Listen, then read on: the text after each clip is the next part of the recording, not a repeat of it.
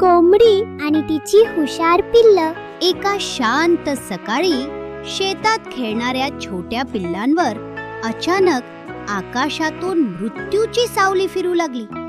तलावाच्या काठावर फुलांनी आणि हिरव्या गार वेलींनी वेढलेल्या एका छोट्याशा घरट्यात एक प्रेमळ कोंबडी राहत होती. तिचं नाव चंपा होतं. चंपाकडे 6 लहान मऊसूत आणि चिवचिव करणारी पिल्लं होती. ती दिवसभर मस्ती करत, छोट्या छोट्या उड्या मारत आणि आईभोवती गोल गोल फिरत असत. चंपा आपल्या पिल्लांवर खूप प्रेम करायची. ती त्यांना वेळेवर दाणे खायला द्यायची, धोका कसा ओळखायचा हे शिकवायची आणि नेहमी त्यांची काळजी घ्यायची. पिल्लं सुद्धा आपल्या आईवर जीवापार प्रेम करायची. एक दिवस सकाळी सोन्यासारखं चमकणारं ऊन पडलं होतं.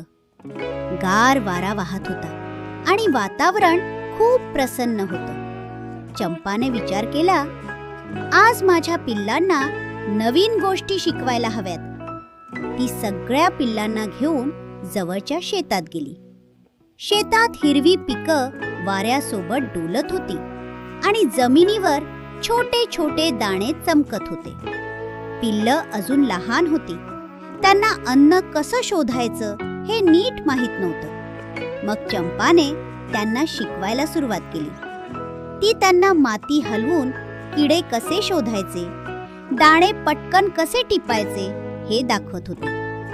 पिल्लं खूप उत्साहाने सगळं शिकत होती. काही पिल्लं मातीमध्ये लोळत होती, तर काही इकडे तिकडे धावत खेळत होती. पण चंपाचं लक्ष सतत त्यांच्यावरच होतं. ती अधूनमधून कुट कुट कुट असा आवाज करून त्यांना जवळ बोलवत होती. तेवढ्यात आकाशात एक भली मोठी घार वेगाने गोल फिरताना दिसली. तिची नजर थेट त्या छोट्या पिल्लांवर होती. ती हळूहळू खाली झेप घेऊ लागली. चंपाने लगेच धोका ओळखला. ती घाबरली नाही, उलट ती अधिक धैर्याने उभी राहिली. तिने मोठ्याने ओरडत पिल्लांना सांगितलं, लवकर माझ्या जवळ या. क्षणात सगळी पिल्लं धावत आईकडे आली. चंपाने आपले मोठे पंख पसरवले आणि सगळ्या पिल्लांना त्याखाली लपवून घेतलं.